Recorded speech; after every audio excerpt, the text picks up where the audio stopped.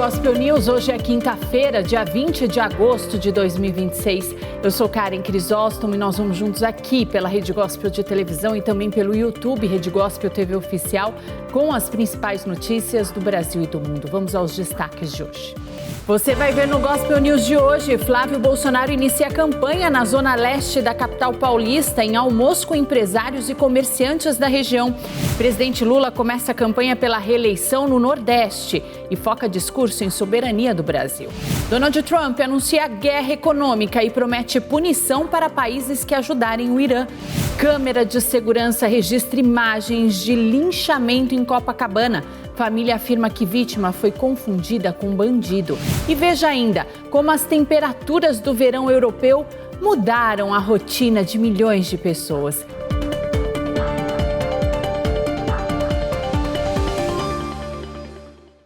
Boa noite. O candidato à presidência, Flávio Bolsonaro, iniciou hoje a campanha eleitoral em São Paulo e participou de um almoço com comerciantes e empresários da zona leste da capital. Flávio Bolsonaro esteve na zona leste da capital paulista acompanhado do prefeito da cidade, Ricardo Nunes. Durante a manhã, visitou o Mercado Municipal de São Miguel Paulista, onde conversou com comerciantes e clientes. Muito obrigado, Flávio. Esse é um momento histórico aqui para a Moca, para a Zona Leste. O senador também visitou o clube da comunidade Valdemar Moreno, no bairro da Vila Formosa. Ele jogou bola com as crianças e conversou com as famílias. Flávio Bolsonaro mostrou habilidade com a bola nos pés e marcou um golaço. No horário do almoço, Flávio Bolsonaro foi ao bairro da Mooca e se reuniu com empresários da região para tratar de temas econômicos e ouvir os problemas enfrentados pela população. O candidato à presidência almoçou ao lado de Apóstolo Estevão Hernandes e outras lideranças. O prefeito da cidade de São Paulo, Ricardo Nunes, e o governador do estado, Tarcísio de Freitas, estiveram presentes neste almoço. Outros nomes de destaque da direita também estiveram presentes. Porque esse Brasil precisa atravessar esse mar revolto nesse momento. E eu, como estou há 24 anos, hoje eu entendo, Apóstolo Estevão, hoje eu entendo que eu estou há 24 anos me preparando para ser o presidente do Brasil. Que é o tempo que eu tenho dentro da vida pública. A campanha de Flávio Bolsonaro vai buscar uma aproximação ainda maior dos moradores das regiões mais afastadas do centro. Segundo aliados, a ideia é aproveitar a aliança com o prefeito Ricardo Nunes e estar presente onde a direita foi mais votada em 2024. E a gente poder passar a manhã inteira aqui na nossa Zona Leste, depois a gente vai ter a nossa caminhada na Zona Norte, nossa caminhada na Oeste, nossa caminhada na Sul, nossa caminhada no Centro. Flávio, Tarcísio, não tenho dúvida que você vai ter aqui de mim e de todos nós aqui um exército disposto a lutar para o nosso país. Tarcísio de Freitas falou da força da direita e da importância da vitória de Flávio nas eleições deste ano. A gente viveu um tempo de esperança com Jair Messias Bolsonaro e a gente tem a oportunidade de resgatar essa esperança agora, com o Flávio liderando esse projeto.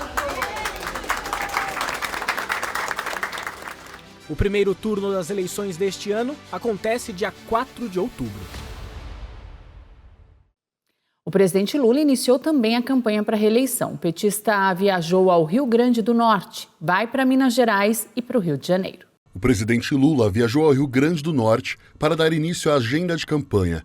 Durante os próximos dias, o petista vai viajar pelo Brasil para divulgar projetos e tentar conquistar votos. Lula esteve em Macaíba, na zona leste do estado. Ele visitou o Parque Tecnológico da região e acompanhou anúncios ligados à tecnologia em Natal. O presidente participou de um comício com o candidato do governo do estado, Cadu de Lula, e a governadora Fátima Bezerra. Durante os discursos, Lula falou sobre o fortalecimento da democracia, soberania nacional e defendeu o fim da escala 6x1. Amanhã, o presidente estará em Minas Gerais para participar de um ato em Belo Horizonte ao lado de Patru Ananias, candidato do PT ao governo do estado. No final de semana, Lula vai ao Rio de Janeiro e ele será acompanhado pelo candidato ao governo do estado, Eduardo Paes, e os candidatos do Senado, Pedro Paulo e Benedita Silva. Segundo o governador da campanha de Lula, Edinho Silva, a estratégia para atrair eleitores será divulgar as ações e programas implementados pelo governo federal aos longos dos 3 anos. Em meio a suspeitas envolvendo o filho do presidente Lula, ele mesmo se reuniu com o advogado de Lulinha no Palácio do Planalto. A presença de Marco Aurélio Carvalho chamou a atenção.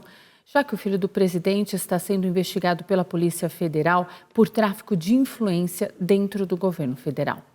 E o Ministério Público Eleitoral pediu que o TSE rejeite o registro da candidatura de Pablo Marçal à presidência da República e que impeça o empresário de realizar campanha eleitoral. Marçal está inelegível até 2032. Ele foi condenado por uso indevido dos meios de comunicação durante a campanha eleitoral de 2024. Na manhã de hoje, o TSE decidiu vetar o acesso do empresário aos fundos eleitorais e partidários, além de participar de campanhas na TV, no rádio e de debates. A violência associada a facções brasileiras preocupa as cidades da Bolívia, que fazem fronteira com o Brasil. O Guairá-Mirim, o governo local, reforçou o policiamento e pediu ajuda às autoridades do Brasil. Às margens do fronteiriço Rio Mamoré, dezenas de viajantes sobem e descem das lanchas sem parar no controle migratório em Guaiara-Mirim, uma das portas de entrada das facções brasileiras que expandem sua violência pela Bolívia. A pequena cidade de 40 mil habitantes parece calma, mas os moradores denunciam uma insegurança crescente, por assaltos à mão armada, sequestros e outras agressões. Me han apuntado com sua arma. Eles apontaram a arma para mim, apontaram a arma para me dominar e pegar o dinheiro com que eu trabalho aqui. Levaram minha moto, meu celular e tudo. A gente vive isso todos os dias aqui. Billetera, todo isso. Entonces, eso lo vivimos a diario aqui em Guaiara-Mirim. Por exemplo, as pandilhas, as máfias. As gangues e as máfias de roubo podem atravessar para cá, e as pessoas aqui em Guaiara-Mirim vivem com esse medo, correndo esse risco. Em Guaiara-Mirim que vai sofrer risco. As pessoas entram em grande quantidade e nunca ninguém as revistam. Não há nenhuma checagem com documentos nem nada. Segundo o governo boliviano, Guaiara-Mirim, assim como outras localidades fronteiriças da Bolívia, viraram um refúgio do primeiro comando da capital e do Comando Vermelho, facções brasileiras que disputam o controle de corredores para traficar cocaína pelo Atlântico. Prácticamente por ser uma zona fronteiriça, existe bastante comércio, assim também. Por ser uma região de fronteira, há muito comércio. Também há a presença de pessoas que se dedicam principalmente ao narcotráfico e ao contrabando. Da mesma forma, há muita presença de pessoas que se dedicam ao roubo de veículos. Que se dedicam ao roubo de veículos. Nas últimas semanas, uma dúzia de homicídios atribuídos a estas facções surpreenderam a Bolívia, onde é incomum ver crimes tão violentos, entre eles a chacina de uma família, a descoberta de corpos decapitados ou o homicídio de um agente da polícia. Na semana passada, o governo boliviano lançou em Guaiara-Mirim um plano de segurança para aumentar a presença policial nas fronteiras, trocar informações de inteligência com o Brasil e capturar criminosos foragidos dos dois lados. Pelo menos 13 pessoas morreram e mais de 30 ficaram feridas após um ataque russo contra a Ucrânia. Várias pessoas morreram e dezenas ficaram feridas em uma nova onda de bombardeios russos contra Kiev e arredores. Explosões e sirenes de ataque aéreo ecoaram durante a noite pela capital, onde os ataques danificaram prédios residenciais, um centro médico e um centro educacional. A administração militar de Kiev relatou 12 mortos e 33 feridos na cidade. Uma sexta morte foi relatada no distrito de Brovary, nos arredores da capital. As autoridades informaram que as equipes de emergência trabalhavam entre os escombros para auxiliar os moradores afetados e avaliar a extensão dos danos causados. Horas antes, a Força Aérea Ucraniana havia alertado sobre a entrada de vários mísseis no espaço aéreo do país, vindos do norte e nordeste, acionando alertas em várias regiões. Os bombardeios ocorrem em meio à escalada dos ataques em ambos os lados da fronteira, mais de 4 anos após o início da invasão russa da Ucrânia. Nas últimas semanas, os dois países intensificaram os ataques de longo alcance, enquanto os combates continuam e o número de vítimas civis aumenta em ambos os países. O presidente dos Estados Unidos, Donald Trump, anunciou uma guerra econômica contra o Irã e ameaçou punir qualquer país que ajudar a manter a economia iraniana funcionando. Na rede social dele, Trump afirma que vai promover um isolamento do Irã em uma escalada sem precedentes. O republicano alegou que a medida é adotada pela falta de acordo entre os dois países. E Donald Trump apresentou a jornalistas a nova pista de pouso para helicópteros na Casa Branca. A nova pista de pouso para helicópteros da Casa Branca foi apresentada pelo presidente americano Donald Trump. A construção é a mais recente de uma série de projetos com os quais o líder republicano busca deixar sua marca em Washington. De acordo com o magnata, o heliporto de granito é necessário porque as novas versões do helicóptero Marine One queimariam ou danificariam o gramado do emblemático jardim traseiro da residência presidencial. O presidente americano confirmou que pediu para ser refeita a obra original na área de pouso porque era muito inclinada. Trump assinou uma pedra em forma de cabeça de águia que será inserida na plataforma, uma réplica gigante do selo presidencial. Grande parte do gramado histórico, palco de momentos como a assinatura dos Acordos de Oslo em 1993, foi removida para a construção do heliporto. Críticos atacaram a série de obras promovidas pelo magnata em seu segundo mandato, que inclui a demolição da ala leste da Casa Branca para a construção de um salão de baile, um projeto paralisado por ações judiciais. O Departamento de Tesouro dos Estados Unidos revelou que a dívida pública do país passou de 40 trilhões de dólares. 40 trilhões de dólares. Este é o valor ultrapassado pela dívida pública dos Estados Unidos, segundo dados divulgados pelo Departamento do Tesouro. Após a última emissão, o valor devido pelo Tesouro americano alcançou 40,047 trilhões de dólares, equivalente a 207 trilhões de reais, devido ao aumento tanto da dívida vinculada à saúde e à Seguridade Social, quanto dos juros pagos pelo país. O número contrasta com uma previsão anterior do Escritório de Orçamento do Congresso, que estimava que o endividamento total chegaria a 39,4 trilhões de dólares até o fim do ano fiscal de 2026, no final de setembro. Os custos de endividamento dispararam nos Estados Unidos. Os rendimentos dos títulos do Tesouro de longo prazo subiram na última terça-feira até seu nível mais alto desde 2007, refletindo uma pressão crescente sobre os preços devido à guerra no Oriente Médio e à preocupação com o déficit fiscal. O aumento obriga o governo americano a refinanciar a dívida às taxas mais altas desde antes da crise financeira global de 2008. O Departamento do Tesouro dos Estados Unidos interveio nas primeiras horas desta quarta para estabilizar o mercado de títulos de longo prazo e fez os rendimentos recuarem. O governo federal opera com déficit e toma dinheiro emprestado para cobrir essa diferença. De acordo com Jessica Riddle, especialista em orçamento e impostos da Brookings Institution, há muito tempo se sabe que o governo dos Estados Unidos segue uma trajetória bastante insustentável em matéria de déficits. O Tribunal Penal Internacional criticou duramente os Estados Unidos pelas sanções impostas à presidente da instituição. A japonesa Tomoko Akane está proibida de viajar aos Estados Unidos e teve os bens congelados. Os Estados Unidos anunciaram sanções contra a presidente do Tribunal Penal Internacional.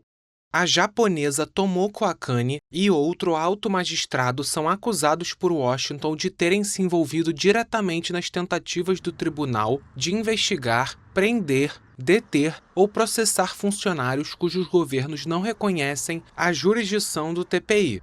A corte, com sede na Holanda, julga acusados das atrocidades mais graves, como genocídio, crimes de guerra e crimes contra a humanidade, e atua como último recurso quando os países não dispõem de sistemas jurídicos que garantam a responsabilização. O TPI rapidamente condenou a decisão, que considera um ataque flagrante à sua independência. O governo japonês, o maior financiador do tribunal e aliado dos Estados Unidos, também condenou a medida, que classificou como muito lamentável. A Casa Branca impôs sanções, com proibição de viajar aos Estados Unidos e congelamento de bens no país, a vários juízes e promotores do TPI, principalmente por suas investigações sobre Israel. O tribunal emitiu em 2024 um mandado de prisão contra o primeiro-ministro israelense Benjamin Netanyahu e o ex-ministro da Defesa Yoav Gallant pela guerra em Gaza, assim como contra vários membros do Hamas, todos eles mortos. Washington lançou uma ofensiva diplomática contra o tribunal há um mês, em que o acusou de ameaçar cidadãos americanos. Os confrontos do TPI não foram apenas com os Estados Unidos. Tomoko Akane emitiu um mandado de prisão contra o presidente russo Vladimir Putin, e Moscou respondeu com seus próprios mandados de prisão contra altos funcionários do tribunal. Um trem atropelou e matou 4 trabalhadores no Japão nesta quinta-feira. As vítimas estavam trabalhando nos trilhos no momento do acidente. Um trem matou 4 trabalhadores nesta quinta-feira no Japão. A mídia local afirmou que as vítimas estavam removendo o mato dos trilhos em uma estação na cidade de Kanuma, ao norte de Tóquio, quando o trem as atropelou. Os bombeiros confirmaram a morte dos funcionários, que faziam parte de uma equipe composta por 7 pessoas. De acordo com a Jiji Press, nenhum dos cerca de 50 passageiros do trem ficou ferido. A emissora NHK, citando a empresa operadora, relatou que o trem de 6 vagões tinha como destino final a capital Tóquio e se aproximava de sua parada na estação de Shin-Kanuma no momento da tragédia. O Japão é reconhecido por ser um dos países com o melhor histórico de segurança de ferrovias do mundo. Acidentes fatais causados por falhas nos trens são extremamente raros na nação asiática, devido aos altos padrões de manutenção e treinamento, além do uso de tecnologia avançada. E no próximo bloco, o ônibus atinge asa de avião no aeroporto de Guarulhos. E imagens mostram um linchamento contra um ciclista em Copacabana.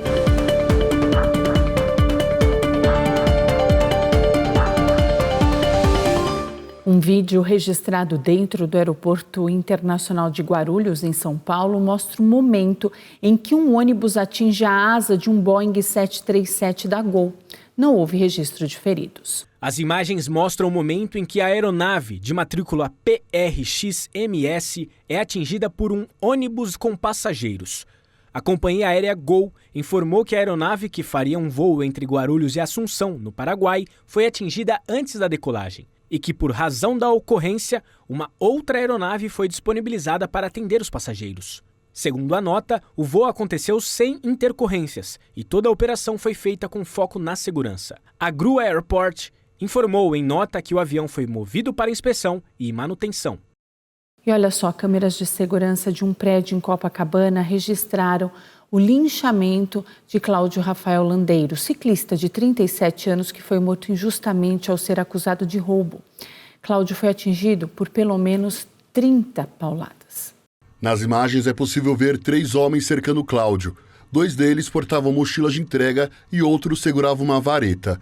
Os homens começam a falar com a vítima e, na sequência, iniciam as agressões. Cláudio tenta escapar, mas é contido e segue apanhando. É possível ver ainda socos e chutes contra a vítima. Os agressores ainda vasculham os bolsos do ciclista e o vigia também tira uma foto da cena. Bombeiros são acionados e levam Cláudio para o Hospital Municipal Miguel Couto, na Gávea. Mas ele não resistiu aos ferimentos. Segundo informações repassadas à família, a causa da morte foi traumatismo craniano e hemorragia interna. A Indonésia está apostando em uma alternativa incomum para combater os grandes incêndios no país: a semeadura de nuvens. A técnica consiste em dispersar substâncias químicas para acelerar a queda de chuva.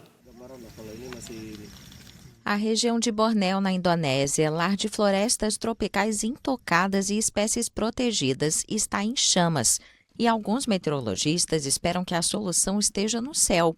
Muitos acreditam que a semeadura de nuvens pode ajudar a enfrentar uma temporada de incêndios florestais, que, segundo especialistas, caminha para ser uma das piores dos últimos anos, impulsionada por um forte El Niño. As nuvens são realmente cruciais nesta operação, porque se não houver nuvens, não há nada para semearmos, e no final simplesmente não vai chover. A técnica envolve a dispersão de iodeto de prata, sais ou outras partículas nas nuvens para provocar precipitação. É como se as pessoas achassem que sempre que há uma operação de modificação do clima, certamente vai chover. Mas não é bem assim, porque na verdade nós não criamos chuva. O termo chuva artificial é um pouco enganoso. O que fazemos é simplesmente aproveitar o potencial natural de chuva e então maximizá-lo.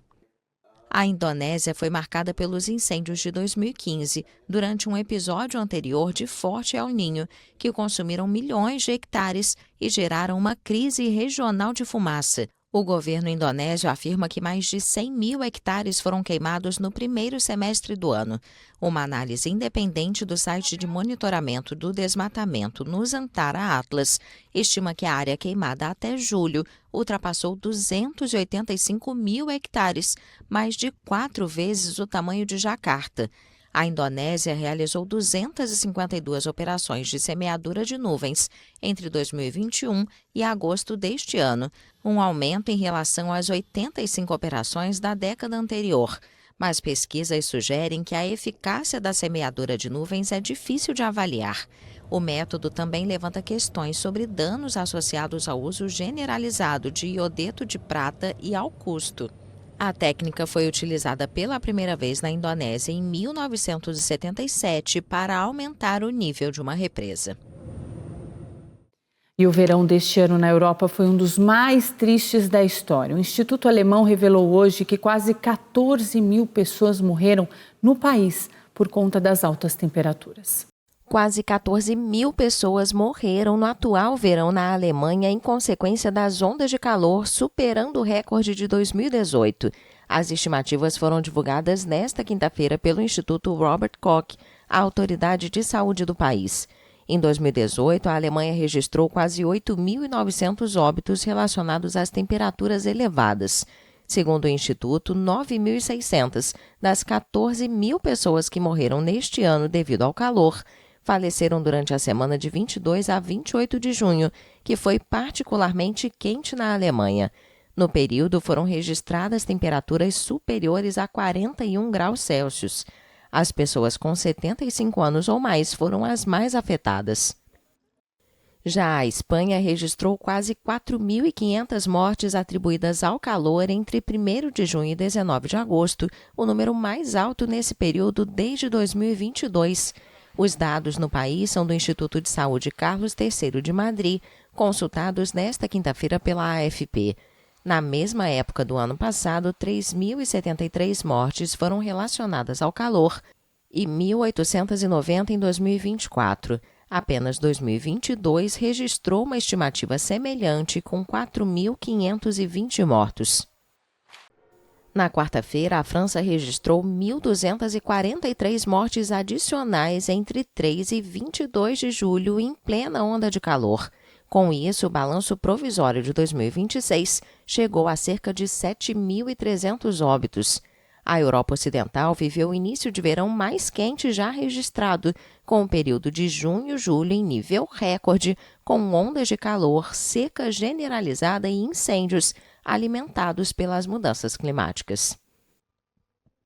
As farmacêuticas Moderna e Merck anunciaram resultados promissores de uma vacina contra o câncer de pele. A Moderna e a Merck anunciaram resultados positivos de um tratamento experimental contra o câncer de pele, baseado na tecnologia de RNA mensageiro. As duas farmacêuticas americanas informaram em um comunicado que se trata de uma terapia personalizada, dirigida a pacientes com melanoma avançado. A terapia personalizada, combinada com a imunoterapia Keytruda da Merck, permitiu uma melhora estatisticamente significativa na sobrevivência livre de recorrência em pacientes com melanoma avançado que já haviam sido operados. Segundo as empresas, em comparação com o tratamento baseado apenas em Keytruda, essa terapia apresentou resultados melhores, embora não tenham sido divulgados números. O novo tratamento se baseia na tecnologia do ácido ribonucleico mensageiro, que consiste em instruir as células do organismo sobre como produzir proteínas capazes de desencadear uma resposta imunológica. Trata-se de uma terapia sob medida, desenvolvida a partir das mutações específicas do tumor de cada paciente. O objetivo é treinar e ativar o sistema imunológico do paciente para que reconheça e ataque as células cancerígenas. O ensaio clínico de fase 3, uma etapa decisiva antes de solicitar a autorização para comercialização, foi conduzido com mais de 1.100 pessoas. A Merck e a Moderna planejam apresentar esses dados em um congresso médico e iniciar os trâmites junto às autoridades para solicitar a aprovação do tratamento. O melanoma é uma das formas mais letais de câncer de pele, com mais de 330 mil novos casos diagnosticados em todo o mundo em 2022, um número que está em crescimento. E na Copa Libertadores, o Flamengo e Palmeiras conquistaram a vaga nas quartas de final do torneio. O Palmeiras foi ao Paraguai enfrentar o Cerro Porteño. O Verdão precisava de uma vitória simples para avançar, já que o jogo de ida terminou em 1-1. E foi exatamente o que aconteceu. No final do primeiro tempo, Gustavo Gomes deu a vitória ao Palmeiras após completar um cruzamento. Quem também conquistou a vaga na próxima fase foi o Flamengo. O rubro-negro venceu o Cruzeiro no estádio do Maracanã por 2-1. Arrascaeta tabelou com Pedro e fez um golaço para abrir o placar. No início do segundo tempo, Lucas Romero chutou de fora da área e empatou. Mas alguns minutos depois, Samuel Lino recebeu de Pedro, deu um lindo drible na marcação e garantiu o Flamengo na próxima fase do torneio. E daqui a pouco, quem vai buscar uma vaga na próxima fase da Libertadores é o Corinthians. O Timão recebe em casa o Rosário, da Argentina. A bola rola daqui a pouco, às 9h30 da noite. E o Gospel News desta quinta-feira fica por aqui. A todos vocês uma ótima noite. Amanhã, a partir das 7h30, estamos de volta com as principais notícias do Brasil e do mundo. E até lá, você fica muito bem informado no YouTube Rede Gospel TV Oficial e também no Spotify Gospel News em 3 minutos. Uma boa noite a todos e até amanhã.